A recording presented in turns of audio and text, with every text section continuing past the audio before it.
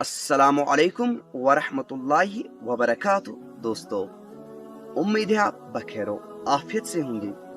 एक अहम सवाल डॉक्टर इसरार रहमतुल्लाहि अलैह से, क्या चारों इमामों को फॉलो करना ज़रूरी है या चारों में से एक, जैसे इमाम आज़म अबू हनीफा रहमतुल्लाहि अलैह या इमाम शाफी?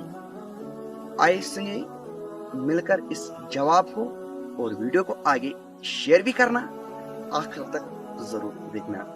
अगर स्किप करोगे तो मुझे स्किप करना, लेकिन डॉक्टर इसरार रहमतुल्लाह अलैह की ये वीडियो क्लिप आखिर तक ज़रूर सुनिए। आपका मैंने एक दफ़ा दरस सुना था, जो शायद आपने जब अपनी ज़िंदगी में आखिरी दफ़ा जब तरावीह पढ़ाई थी मस्जिद में, तो उस वक्त आपने कहा था कि दीन को समझने के लिए हमें पीछे से पीछे जाना पड़ेगा, कि यहाँ तक कि हम अपने आप को नबी करीम सल्लल्लाहु अलैहि वसल्लम के कदमों पे जाके फेंक दें, और साइंस और टेक्नोलॉजी में आगे से आगे जाना पड़ेगा। उसकी आपने मिसाल भी दी, इस बात से मैं एग्री हूँ।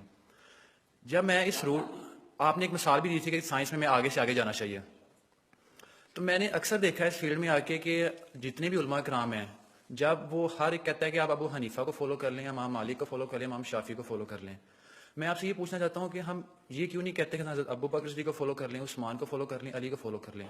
क्योंकि मैं जिस लेवल पे मैं पढ़ता हूँ ना, मैं स्टूडेंट्स में, जब मैं स्टूडेंट्स को बात करता हूँ तो स्टूडेंट मुझसे ये पूछते हैं कि हम इन लोगों को क्यों फॉलो करें, हमें चाहिए कि हम नबी को फॉलो करें, सहाबा को फॉलो करें, इन्हीं को फॉलो करें। तो इसमें ज़रा कन्फ्यूजन है, तो उसमें ज़रा क्लैरिटी थोड़ी कर दीजिए।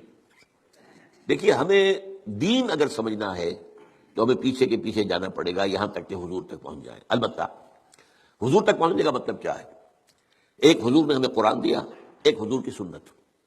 इन दोनों को हमें इख्तियार करना पड़ेगा। अब यह है कि कुरान मजीद की किसी आयत से इस्तेदलाल करने में इख्तिलाफ हो सकता है, किसी हदीस से इस्तेदलाल करने में इख्तिलाफ हो सकता है। हदीसें बाज़ औक़ात कॉन्ट्राडिक्टरी भी आ जाती हैं। इनके माबैन तवाफुक पैदा करना यह एक बड़ी इल्मी जिद्दोजहद है। तो ये जो इन्फर करना है कुरान से और हदीस से, इसमें हमारे फुक़हा ने अपनी जिंदगियां लगाई हैं, और इस एतबार से अगर उनको फॉलो किया जा रहा है तो इस बुनियाद पर कि ये कुरान और सुन्नत की ताबीर है।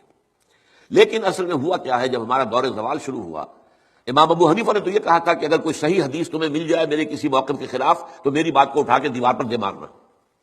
लेकिन उसके बाद ये होता है कि फ़िरका परस्ती शुरू हो गई है। ये फ़िरका परस्ती जो है, इसने सारी खराबी की है। वरना हम ये समझें, और मैंने इसके ऊपर जो है एक इंटरव्यू भी मैंने हाल ही में दिया है, और मैंने ये 20 अगस्त 1980 को तकरीर की थी उलमा कन्वेंशन के अंदर, जो ज़ियाउल हक साहब के दौर में उलमा कन्वेंशन 2-3 हुए थे, उनमें से पहला कन्वेंशन जो था उसमें मैं भी शरीक था। उसमें मैंने तकरीर की थी कि इन फ़िक़ही इख्तिलाफ़ात का हल क्या है। तो मैंने कहा था कि जहां तक तो फैमिली लॉज हैं और पर्सनल लॉ, इसमें हर फ़िक़ा को खुली आज़ादी होनी चाहिए, क्योंकि बड़े सेंसिटिव इशूज़ हैं। अकायद का मामला है तो सेंसिटिव है। अब नमाज में फर्ज कीजिए या रोजे के अंदर अगर आप तय कर दें फला वक्त पर रोजा खोलना जरूरी है, तो हो सकता है किसी फिका के नजदीक उस रोजा खोलना दुरुस्त ना हो। तो इन चीजों को तो छोड़ दिया जाए लोगों के फिकों पर, let them do what they want to do. लेकिन लॉ ऑफ द लैंड में किसी फिका को तस्लीम न किया जाए, बल्कि सबको तस्लीम किया जाए। अब इसमें मेरे फर्क को समझ लीजिए, कोई फिका बाइंडिंग नहीं, लेकिन तमाम फिकों को हम अपना समझे कि यह हमारा एक असासा इल्मी है, एक कॉमन हेरिटाज है, हमारा तुरास इल्मी है।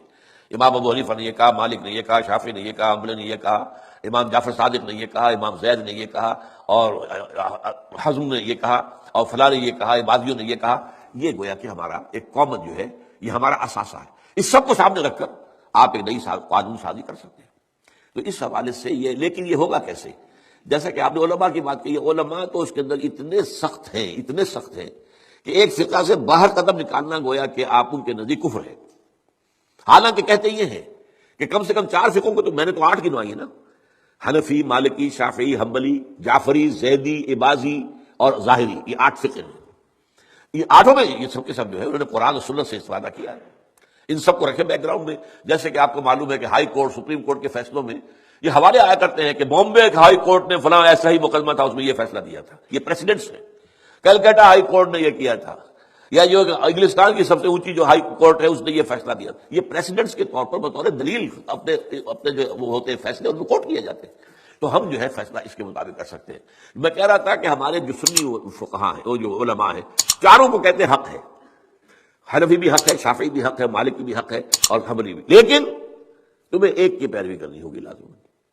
ये मेरे ख्याल में उनकी ज़्यादती है, उनकी फ़िरका परस्ती है, और उसकी वजह असल में क्या है, उसमें गलती हमारी है असल में, जिसके नतीजा वो निकला है। ہم نے نہ دین پڑھنا ہے نہ سیکھنا ہے، ہم نے ایک مولوی کلاس پیدا کر دی ہے، ایک پروفیشن پیدا کر دیا ہے. حالانکہ اسلام میں کوئی مولوی پروفیشن نہیں ہے، اسلام میں کوئی پاپائیت نہیں ہے، اسلام میں کوئی برہمنزم نہیں ہے. یہ نہیں ہے کہ جب تک برہمن نہیں آئے گا شادی نہیں ہو سکتی، جب تک برہمن نہیں آئے گا ارتھی جو ہوتی ہے اس کو آگ نہیں لگائی جاتی ہے، نہیں ہو سکتا. ہمارے یہاں کوئی برہمنزم نہیں ہے. لیکن چونکہ ہم تو پڑھتے نہیں، ہم نے تو اپنے آپ کو اور طرف لگایا ہوا ہے.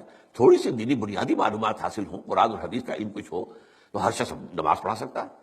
ہر شخص جو ہے اپنی بیٹی کا نکاح خود پڑھائے، ہر شخص جو ہے وہ اپنے والد کا جنازہ خود پڑھے، تو وہی گویا کہ پروفیشنل ختم ہو جائے گا. تو چونکہ یہاں فرقہ پرستی ہوئی، پروفیشنلزم آیا. پروفیشن میں آپ کو معلوم ہے کہ پروفیشنل جیلسی از دی رول، اس میں تو جو ہے ایک دوسرے سے حسد اور بغض اور ایک دوسرے کے خلاف، یہ تو لازم ہے. تو یہ اصل صورتحال بگڑی ہوئی ہے.